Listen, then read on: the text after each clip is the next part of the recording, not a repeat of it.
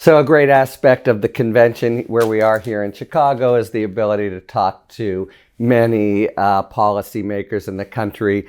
Really thrilled to be here with Michael Bennet, the senior senator from Colorado, where he served since 2009, widely considered among the most thoughtful and pragmatic members of that body. A little chuckle there. Maybe that's not saying that much, I'm not but sure it's widely thought of. You're right.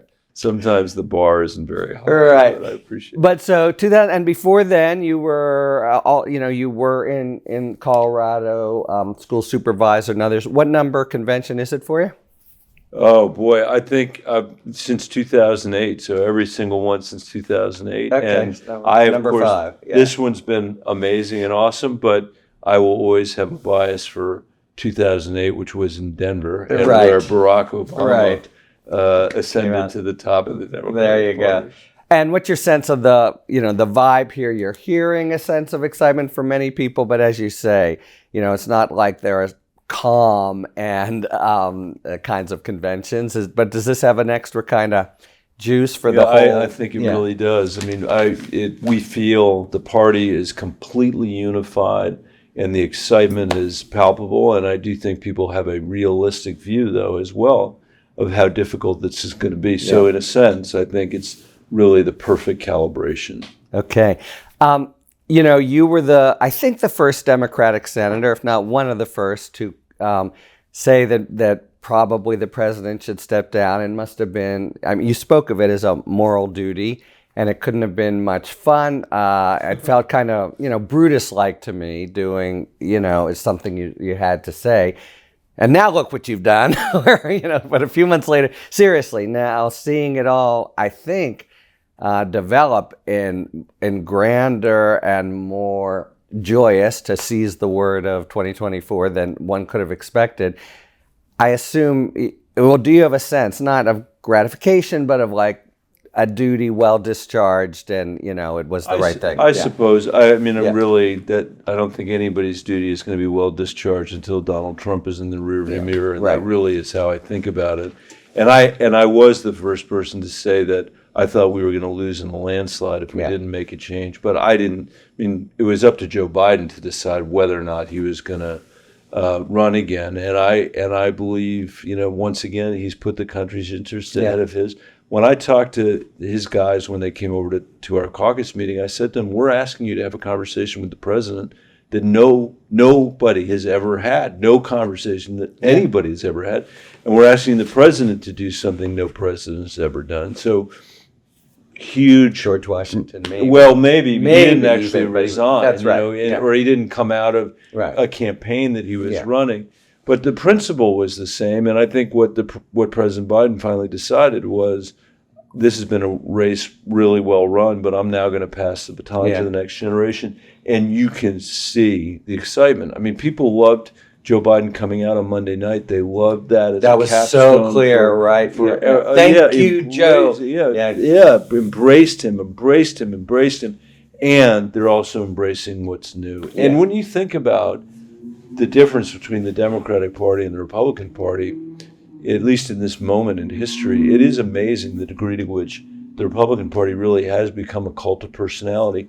And in the Democratic Party, you can make these kind of seismic changes in terms of leadership in a month and coalesce around it and get ready to try to run the best race we can run. That's pretty staggering. Yeah, that's really true. You think about it, I haven't thought in those terms, but imagine a parallel on the other side, and you would think the whole thing collapses because it's all, all right, I wanted to just talk about the prospects. As you say, very tough race, but let's try to be sanguine and talk about how the things you've been really focused on for years in Colorado might dovetail with or be, stimulated by a Harris-Walz tenure. Want to start with healthcare, and you've been really focused on that, especially in rural Colorado. I'm from Pennsylvania, and that similar mix that I think people don't necessarily appreciate from the outside of rural and urban, I think you have to deal with. So there was the recent real achievement of one of, I mean, it's been a phenomenal presidency, right? But a real achievement with the insulin costs, housing, et cetera. You know, maybe that sets a kind of mood. What would be the next step in a Harris-Walz presidency to build on that? I think the next step in their presidency and for this country would be to finally achieve universal health care, to make sure that every single American has access to it. Harry, we are spending twice as much as any other industrialized country in the world, and then if you talk to my constituents, which I do every day, every year, the sense of scarcity with their interactions with the healthcare system becomes more and more profound and more ridiculous. I mean, the idea that we're spending twice as much and you don't have a predictable way to get primary care in this country, or even more compelling, I think, that there is no access really to mental health care in the United States in rural Colorado, rural Pennsylvania, or urban Colorado and urban Pennsylvania is a massive problem. Our families need access to it. And this is something that people in other countries around the world that are industrialized get as a matter of course. Yeah. And my families are having to fight to get an insurance company to say, oh yeah, okay, we'll pay for that. Or in rural Colorado, there just aren't providers because we pay so little that people can't afford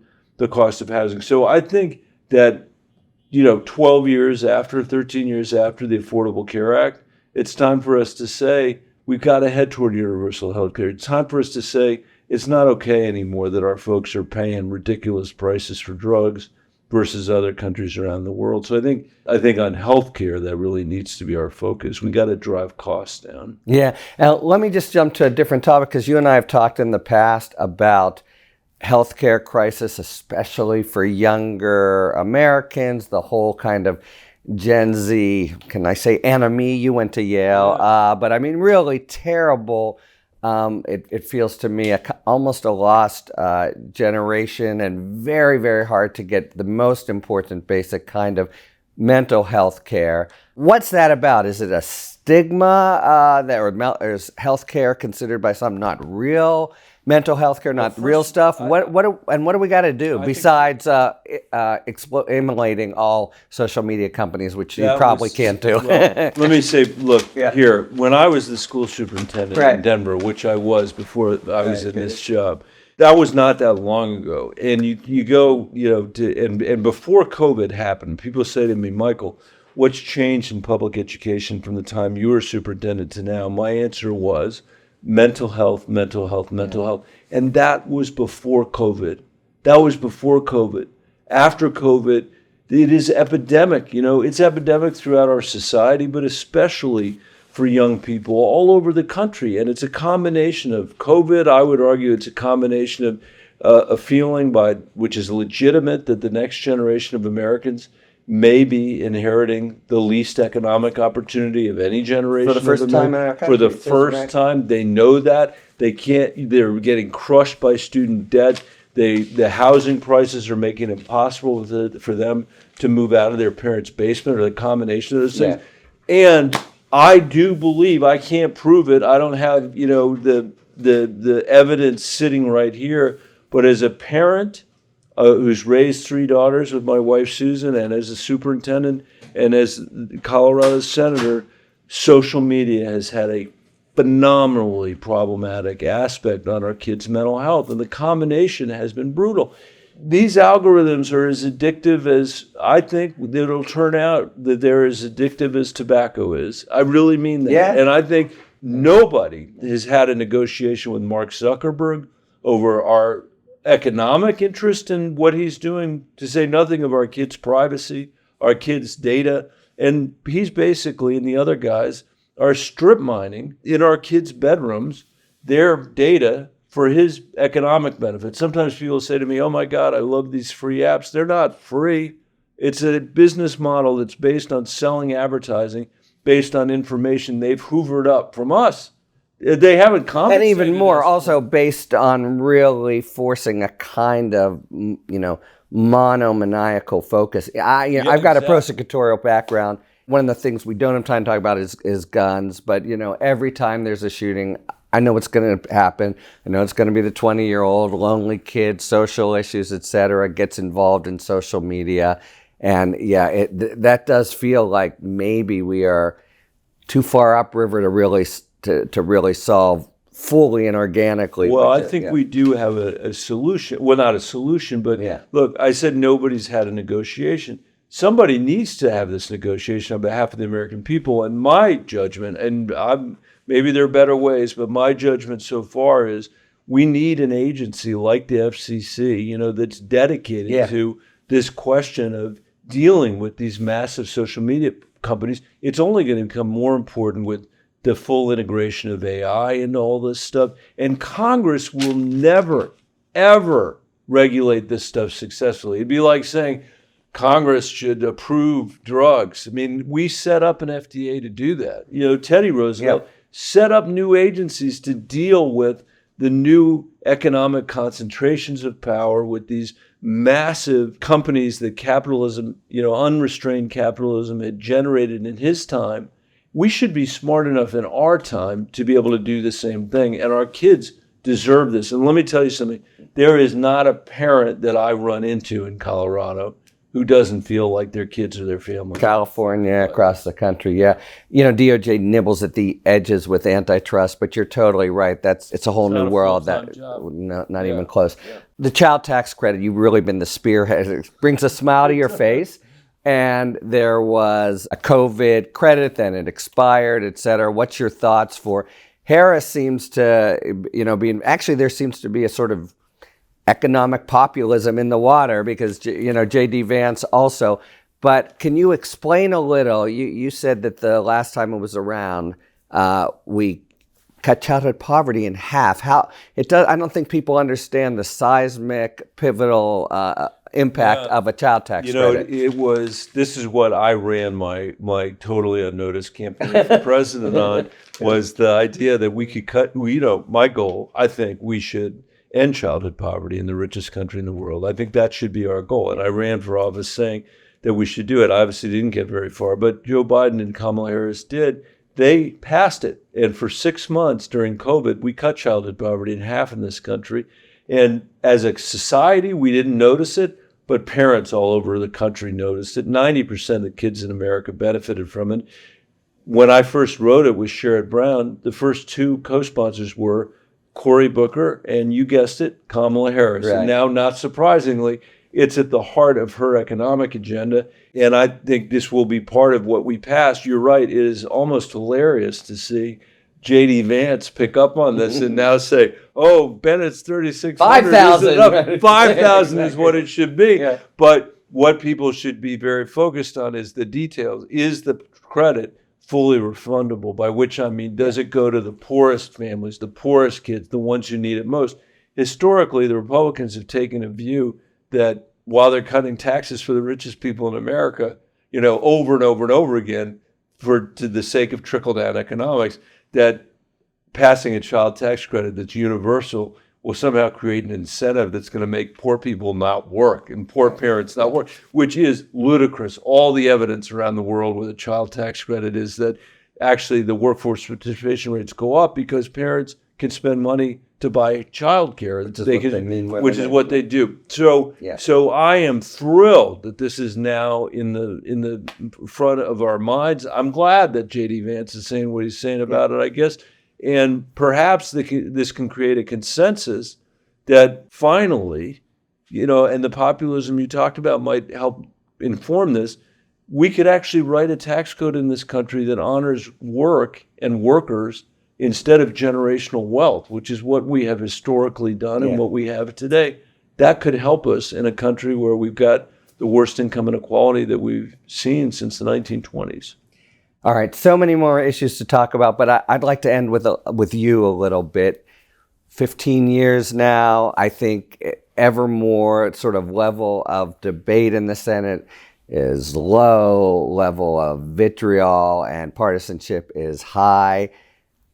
How tiresome does it get? Do you think about moving on? What some senators leave out of frustration, and you always hear the argument with the way we're going, it'll make good people not stick around. What's your thoughts? I mean, I would say, first of all, to see the progress that we've made, even though we haven't accomplished it yet on the child tax credit, is gratifying and keeps me working. To feel like I played a role, which I did, in getting the Ukraine funding resurrected and done, makes me feel like it's good. The public lands work that we've done, for decades now in Colorado has really been significant. And so there's been enough points on the board personally that I feel like I've been able to make the place work for my state and I guess to a degree work for me. But I also think none of us, whether we're in the Senate or whether we're a school teacher or whatever we are, has the luxury of giving up on this democracy. These are, the Senate, as messed up as it is, and even the federal government, it is our exercise in self-government, and it is up to us to fix it. And there's all kinds of stuff corrupting it, corroding it, from campaign finance to gerrymandering to the algorithms that we're talking about. We are fighting some massive headwinds, but we have to fix it. I tell young people all the time who are saying, I may not be the most persuasive voice on this, I recognize that because I am a politician, but who are saying, the system is corrupt and therefore we're not going to vote. What I say to them is, you're right, actually. In some ways, the system is corrupt. That's something I might not have said 15 years ago. Yeah. I believe that. I actually believe that now. How else could we have the tax code that we have? How else could we have the healthcare system that we have? But the more corrupt you think it is, the more that has to be a reason for you to vote and to get other people to vote. When you live in a country where people's votes are being suppressed, and you know that there are people living in countries all over the world who never have the chance to vote, the more corrupt it is, the more you have to vote. Because if you don't, the corruption will just be endemic, and the only way we can solve it is for us to involve the next generation of Americans. If I were on the receiving end of what we're in danger of leaving them, I'd be pretty pissed off myself. I'd be pretty angry that if you look at 30-year-olds in America, 50% of them for the first time are earning less than their parents. I'd be pretty furious that I have a lifetime of student debt instead of graduating with the knowledge that I've got a 4-year degree and I can make a productive contribution to the economy. I would be furious that the cost of housing in Southern California is probably 7 or 10 times what it was 20 years ago in real dollars, so I can't afford to get started. There is a lot of reason to climate. The list is so long, and yet the youngest people in this country, least of all, can, and I hope they may not be able to look to us for inspiration, but if you look throughout American history and you find the people that fought and fought and fought a corrupt system, whether it's to end slavery or whether to, win women the self-evident right to vote, a fight that took 100 years. We don't know the names of almost anybody who fought that fight, and almost no one survived it to the end to see women win the right to vote. That's where the inspiration, I think, needs to come from, and that's what we need out of the next generation, because this country's literal survival depends on their involvement. Well put, Senator Michael Bennet. This is our 300th episode, and you, a big shot senator, were supportive early on to the little engine that could of Talking Feds. Thank you so much, and hope to see you more as we go forward. Thank you. Thanks for tuning in. If you enjoyed this video and other Talking Feds content, please take a second to like and subscribe. Talk to you later.